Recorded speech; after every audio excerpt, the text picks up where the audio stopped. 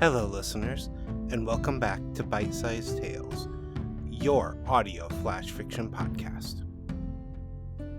For this week's story, we explore the concept of sacrifice.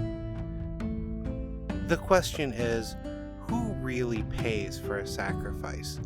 The person who's making it, or those they leave behind? Sacrifice. Written and read by Wayne Cole. My head spun to the left as his knuckles collided with my jaw. I tried to roll with it, but I'm not a fighter, and he struck me harder than I thought possible. Everything went blurry for a moment. It felt like the room was spinning around me. My arms moved to brace myself against my desk, and that was the only reason I didn't find myself on the floor. The ringing in my ears almost drowned out his yelling, while the fuzziness started clearing. "You son of a bitch! How could you sacrifice him like that? Ensign Smulders, you need to stand down now, or I'll have you thrown in the brig. Do you think I care? My husband is dead because of you. I've got nothing left." Lieutenant Cameron died a hero. He held that exit while his team safely got away. He chose them over himself, and you are tarnishing his memory with this outburst. I was back on my feet and facing him. My own anger and sorrow were fueling me, and his hands were still clenched into fists. Neither of us was ready to back down. "How dare you? You don't deserve to say his name. You should have ordered him to retreat." "I did!" I yelled the words as I swiped my left arm across the desk, knocking everything on it to the floor. The tablet holding the offending casualty report flew across the room and crashed into the wall. It took all of my self-control and a few deep breaths to bring my tone back down. When I spoke again, it was a softer and much more composed tone. "I did.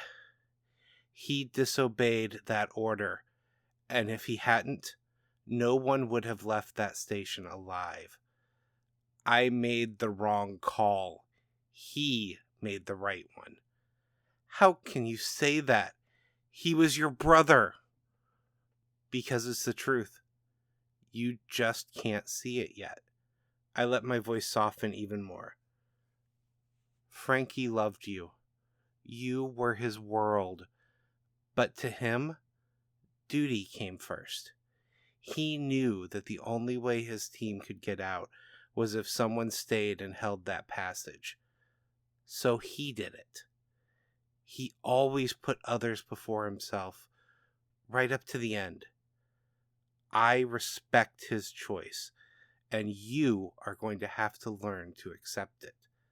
My finger poked into his chest on instinct to emphasize my point, and for a moment, I thought he was going to punch me again. Instead, I could see the tears forming in his eyes. "He was my world. What am I supposed to do without him?" I wasn't sure how he would react, but I reached out and pulled him into a hug. It started awkwardly, but then his palms opened, and he wrapped his arms around me. As he wept into my shoulder, I tried one last time to comfort him. "We go on because that's what he would have wanted. A family sticks together, and we give ourselves time to grieve." We just stood there like that for a while. I held back my own tears, wanting to be the strong, supportive one. It would have been nice to have gotten comfort myself in that moment, but captains don't get to cry. At least, not in front of their crew.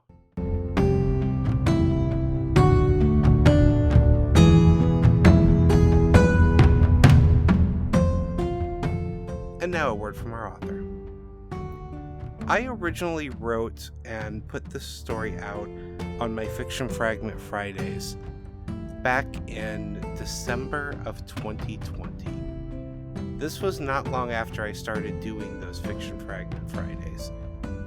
One of the things I was really pushing myself for in those days was to figure out how much world building I could do with a simple scene, how much information I could include into the dialogue that painted a bigger picture of the world around the characters.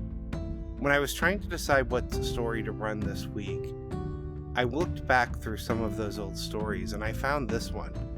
To this day, I think it has a strong impact, but this version does not match my original version. I did some editing and I think I improved it considerably.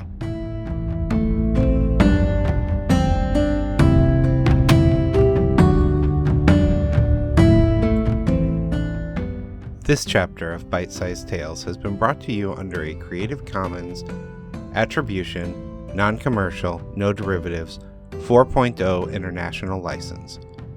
Intro and outro music is Fantasy Motion by Alexander Nakarada, provided under a Creative Commons 4.0 license. If you enjoyed what you heard today, we would greatly appreciate reviews and recommendations to your friends.